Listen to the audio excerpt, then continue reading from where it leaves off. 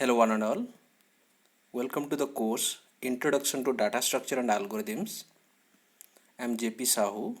In today's session, we are going to discuss Introduction to Data Structure and Algorithms, Algorithm Analysis, Asymptotic Notation, and Looping Analysis. As we know, computer is an electronic machine which is used for data processing and manipulation. When programmers collect data for processing, there is a requirement to store all of them in computer's memory. So in order to make computers work, we need to know how to represent data in computer's memory, how to access that data, and how to solve problems step by step with all this data. For all these basic requirements, there is a need to learn data structure. So let's introduce data structure first. So data structure is a way of collecting and organizing data in such a way that we can perform operation on this data in an effective way. So data structure is about rendering data elements in terms of some relationship for better organization and storage. What does it mean exactly? Certainly, when you are thinking of data structure, we are more concerned about representation of logical relationship existing between individual elements in data. So we can also define data structure as a mathematical or logical model of a particular organization of data item.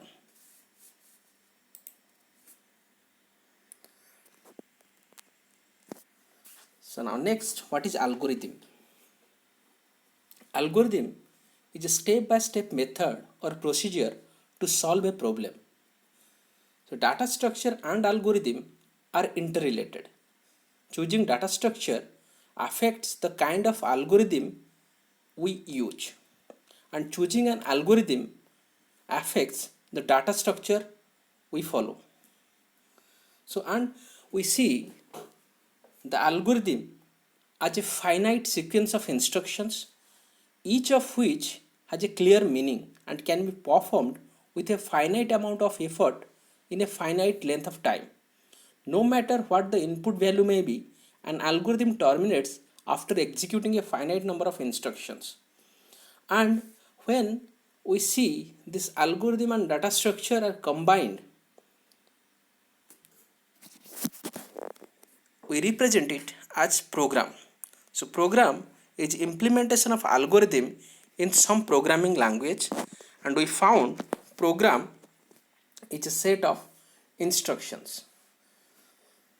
And to develop a program of an algorithm, we should select an appropriate data structure for that algorithm, and a data structure in conjunction with algorithm produces the program. So now we summarize data structure as an arrangement of data or a way to organize the data. Next, we'll discuss why organization or arrangement of data is required. So now we follow that particular way to organize the data is data structure so that it can be used efficiently. So in that regard, we summarize data structure as a large collection of data elements plus which is to be organized or arranged as per some rule or policy. And additionally, we also follow that some accessing function or operation to be performed on these data elements are there in a data structure. Next, we'll follow the classification of different type of data structure. Data structure is of two types. One is primitive and another is non-primitive. So primitive type follows integer, float, character, etc. What does this primitive data structure means? So we see here that primitive data structures are the basic data structure that directly operate upon the machine instruction. They have different representation on different computers. So as we have followed here, the integer, floating point numbers, characters, etc. are primitive data structures. Then comes non-primitive. Non-primitive data structures are more complicated data structures and are derived from primitive data structures, and they emphasize on grouping same or different data items with relationship between these data item. So we found here array, lists and files are non-primitive types, and basically they are emphasizing on a grouping of data items.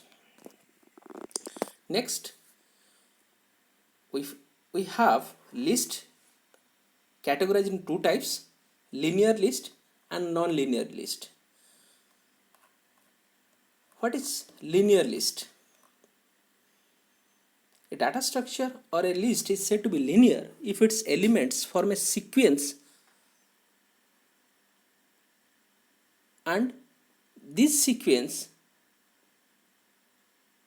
is meant for ease of use in terms of data access, and we call it a linear list. And a data structure is said to be non-linear, or a list is said to be non-linear if it follows some hierarchical classification where data items appear at various levels.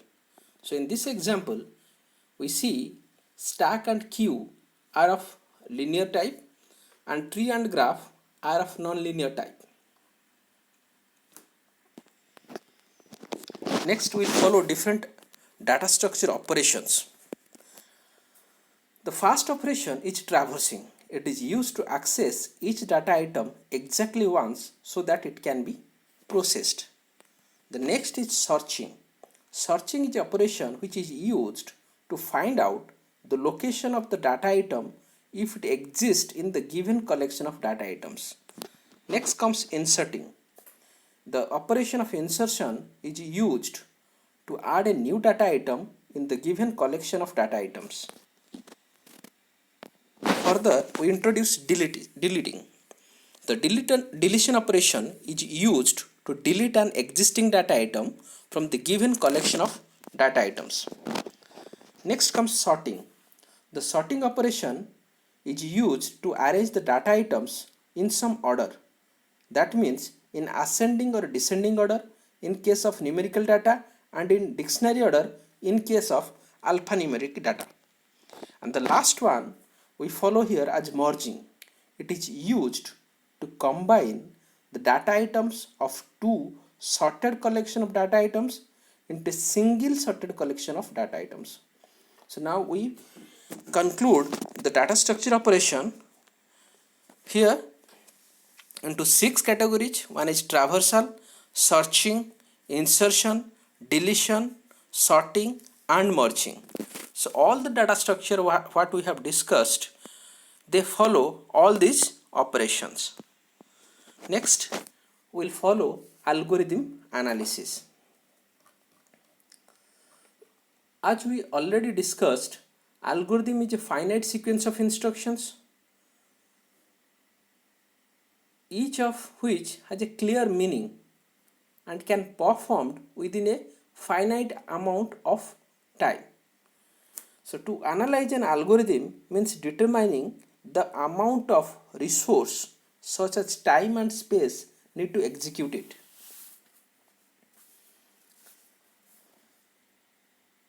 As we already discussed, no matter what the input values may be, an algorithm terminates after executing a finite number of instructions.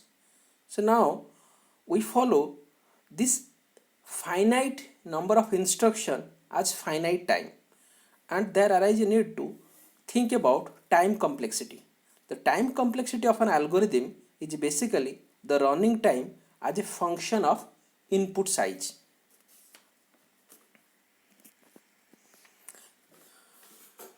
To understand this concept of time complexity, let's take an example of finding sum of first n natural numbers. So here is the algorithm for the problem. The step 1, we see read n. N be the number of first n natural numbers. Initially the sum is 0, then we have to traverse from 1 to n, and in due course of traversal we have to sum the current value of I with the existing sum. Then we have to print the sum, then we will exit. So now all this instruction set in this algorithm follows the execution time. So now the first instruction in step 1, read n, executed only once. The next step, initialization sum equal to 0, executed only once. And the for loop for traversing 1 to n executes n times for sure. But when we are counting, the condition of failure occurs when the I value equal to n plus 1. That means the statement that includes for loop will be executed 1 to n times plus another failure case to come out of the loop.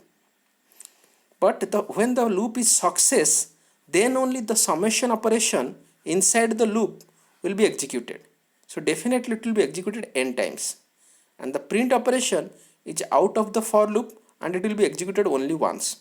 And the exit is the last one, executed only once. So in total, when we see the number of times of execution, we found it 2n plus 5. Let's discuss another way of solving the same problem. So you know that there is a formula to find the sum of first n natural numbers, sum equal to n into n plus 1 by 2. We leverage this formula to solve the problem in terms of this algorithm. The first statement, read n, executed only once, initializing sum equal to 0 only once, and sum equal to n into n plus 1 by 2 only once, and further the print operation and exit executed 1 times. And in total we see that total number of execution steps are 5. So let's have a quick comparison between these two algorithms. So the first algorithm, we see the same problem is being solved, finding sum of first n natural numbers, and it takes 2n plus 5 times in terms of input size n. And the second algorithm also solves the same problem and takes only 5 steps. And when we compare and we represent this running time as a function, then for algorithm 1, f of n equal to 2n plus 5 and f of n equal to constant for any value of n. So suppose we are going to find the sum of first 100 natural numbers, it will take 5. If 1000, it will also take 5. So in general, for the second algorithm, we conclude the running time function f of n is constant. So when we are comparing these two, so definitely we'll go for the second option. So now let's take another example. In second example, let's analyze another algorithm to find sum of array elements. Here in this program, in this algorithm, we initialize sum equal to 0, which will be executed once. Then for I equal to 0 to n minus 1, which will be executed n plus 1 times, including the false case. And when we are looking forward to add all elements one by one, it will be executed n times for n elements and exit. So there is something very important we have to notice here. The inner statement of the loop will be executed n times and the loop condition executes n plus 1 times for sure, including the failure state. So in total we have f1n, the function that represents the running time of this algorithm to find sum of r elements, equals to 2n plus 3.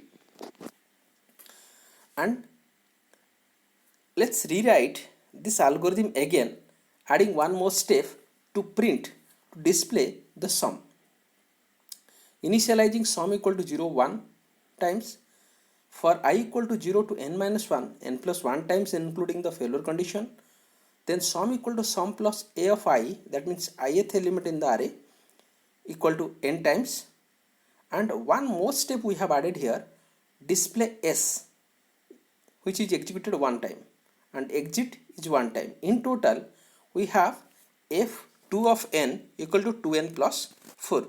Let's compare it with the previous algorithm where f1n equal to 2n plus 3 and it has 3 steps.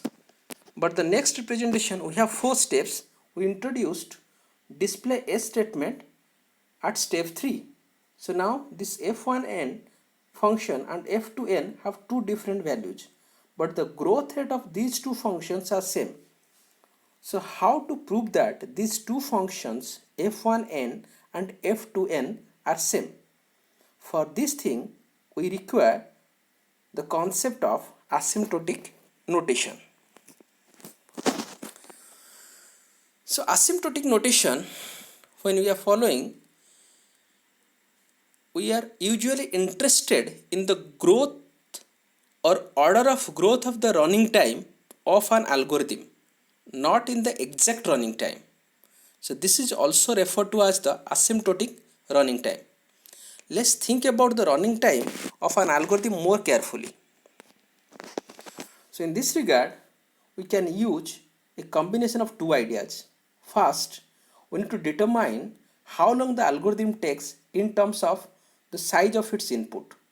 So we think about running time of algorithm as a function of size of its input. The first aspect here, we think about the running time of an algorithm as a function of its input size. And the second idea is that we must focus on how fast a function grows with the input size. So we call this as the rate of growth of running time.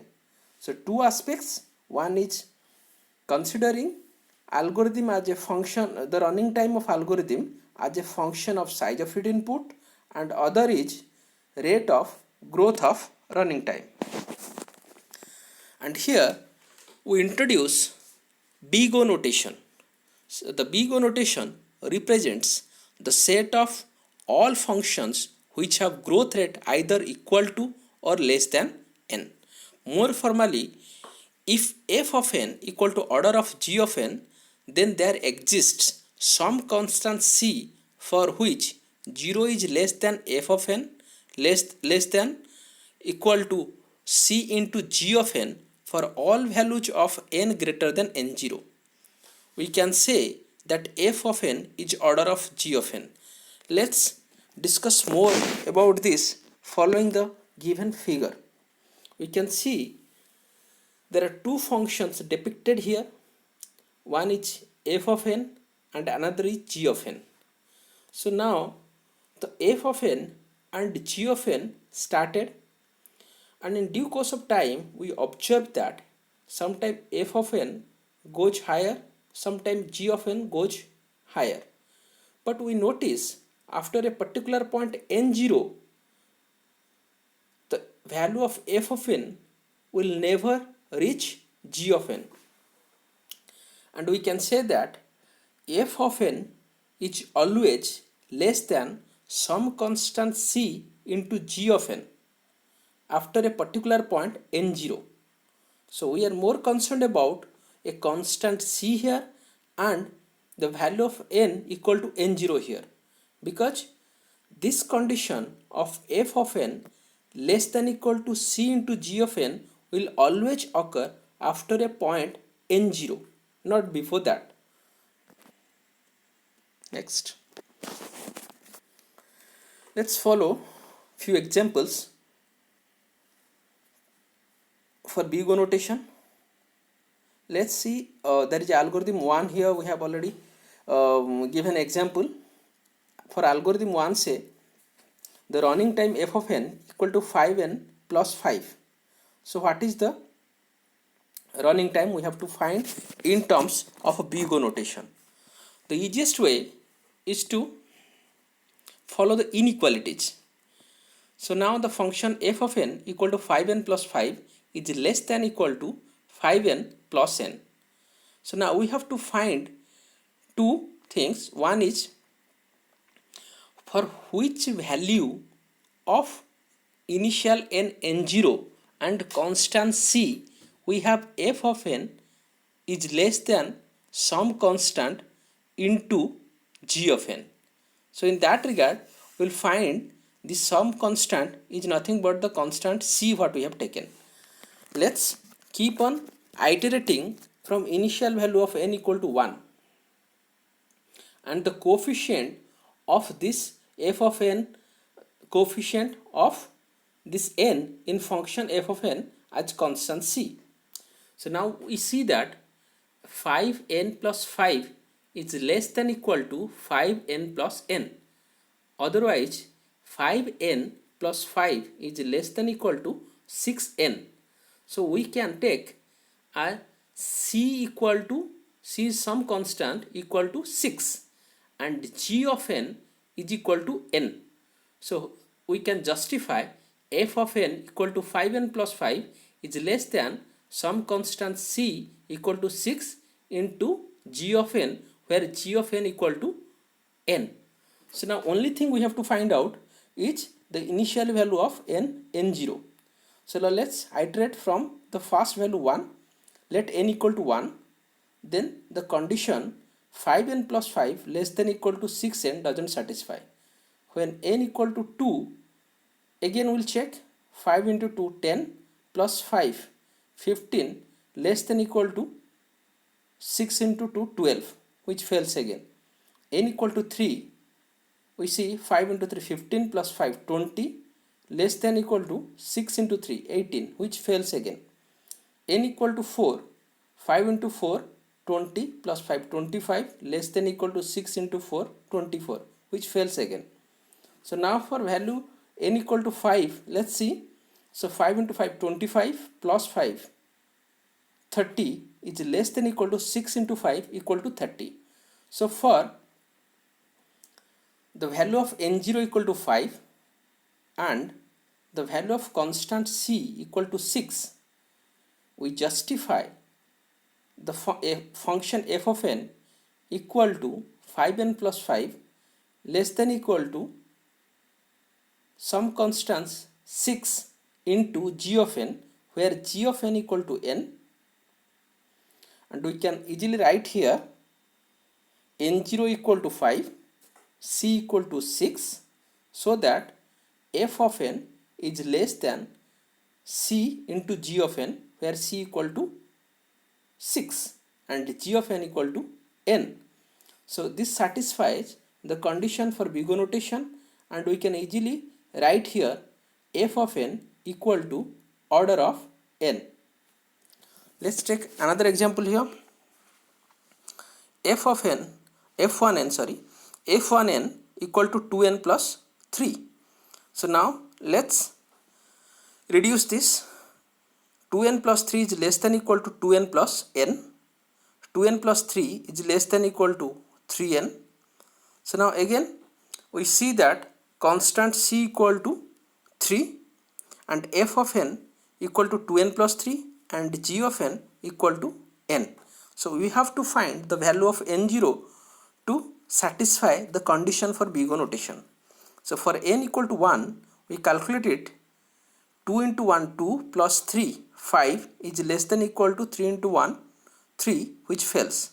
So n equal to 2, so 2 into 2 4 plus 3 7 less than equal to 3 into 2 6, which fails again. N equal to 3, 2 into 3 6 plus 3 9 is less than equal to 3 into 3 9. So for case the value of n0 equal to 3, this function f of n is less than equal to c into g of n, where c equal to 3 and g of n equal to n. So now we can write it clearly with c equal to 3 at n0 equal to 3, f1n is less than equal to c into g of n. So we can write f1n equal to order of n. In the next function, so next algorithm, we find another running time represented in terms of f2n, where f2n equal to 2n plus 4 for the second algorithm, let's say. So here we again reduce it to 2n plus 4 is less than equal to 2n plus n. That means 2n plus 4 is less than equal to 3n. So now we found c equal to 3, f of n as 2n plus 4 and g of n equal to n. So we have to find the value of n0 to satisfy the condition for big O notation. So now let n equal to 1. For this the condition fails. For n equal to 2 the condition fails. N equal to 3 again condition fails. But when n equal to 4 we see that 2 into 4 equal to 8 plus 4 12 is less than equal to 3 into 4 12. So we conclude here, for some value of n0 equal to 4 and for some constant c equal to 3, the f of n is less than equal to some constant c into g of n, where c has a value of 3. So it satisfies the condition for big O notation, and we represent it as f2 of n equal to order of n. So algorithm 2.1 and 2.2 both are represented in terms of order of n. So asymptotically these two algorithms are same because the growth rate of these two functions are same. Let's go ahead and discuss a new concept, looping analysis, and we'll analyze different loops to find out the running time. The first one in looping analysis is linear loop. In linear loop, we have to calculate the efficiency of an algorithm that has single loop. We need to first determine the number of times the statement in loop will be executed. That means the number of iteration is directly proportional to the loop factor. So in this example, there is a for loop for I equal to 0, I less than n, I plus plus, and statement block will be executed. So in this example, the statement block is executed n times. So for n equal to 100, then statement will be executed 100 times. If n equal to 50, the statement block will be executed 50 times. That means it is directly proportional to the number of iteration. So for a linear loop, we see that the running time function f of n is order of n. The next loop in this context is logarithmic loop. In logarithmic loop, the loop control variable is either multiplied or divided during each iteration of the loop. So in this example, the first one we find for I equal to 0, I less than n, I equal to I into 2, and the statement block will be executed n times. But this traversal of n is being jumped 2 steps at a time for condition I equal to I into 2. Next, in the same outline, again we follow for I equal to n, I greater than 0, I equal to I by 2, and the statement block. So in this example, the efficiency of the loop in which iteration divide or multiply the loop control variable will be given as f of n equal to order of log n. So that's why this loop where we introduce multiplication or division for update operation, we referred to it as a logarithmic loop, and the running time is f of n equal to order of log n. And the next loop in this chapter, we have quadratic loop. In a quadratic loop, the number of iteration in the inner loop is equal to the number of iteration in the outer loop. So for this example, we find for I equal to 0, I less than n, I plus plus. Then for j equal to 0, j less than n, j plus plus, then statement block. So now the inner loop executed n times and the statement block is also executed n times. Then the statement block will be executed n into n times, which is equal to n square. So f of n equal to order of n square in quadratic loop. Then linear logarithmic loop. Let's consider the following code in which the loop control variable of the inner loop is multiplied after each iteration. For I equal to 0, I less than n, I plus plus, and the inner loop is for j equal to 0, j less than n, j equal to j into 2. So we see that the inner loop follows multiplication. As per the rule of logarithmic loop, we find the inner loop will take log n times and the outer loop will be executed n times, which is a linear loop, and this logarithmic loop will be executed n times.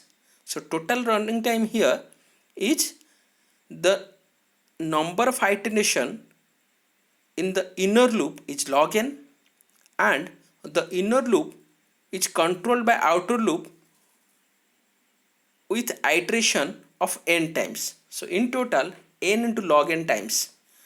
So we represent the running time f of n equal to order of n log n for linear logarithmic loop. And the last one here, we are going to discuss about dependent quadratic loop. In a dependent quadratic loop, the number of iteration in the inner loop is dependent on the outer loop. So let's consider the given example here. For I equal to 0, I less than n, I plus plus is the outer loop, and the inner loop is dependent with loop control variable j equal to 0, j less than I, where I is the value or the loop control variable for the outer loop, and the inner loop control variable j will be incremented once for each iteration. That means the inner loop is dependent on the outer loop. In the above code, the inner loop will execute just once in first iteration, twice in second iteration, thrice in third iteration, and so on. So now if let's say the value of n equal to 10, then it will be executed 55 times. So in general term, the inner loop iterates n plus 1 by 2 times, and we can represent this running time f of n for such kind of loop equal to n into n plus 1 by 2. The function can be expanded as 1 by 2 n square plus 1 by 2 n, and the big O notation can be given as f of n equal to order of n square, as n square is the higher order term in the expansion of the function f of n. And we conclude the running time of dependent quadratic loop f of n as order of n square.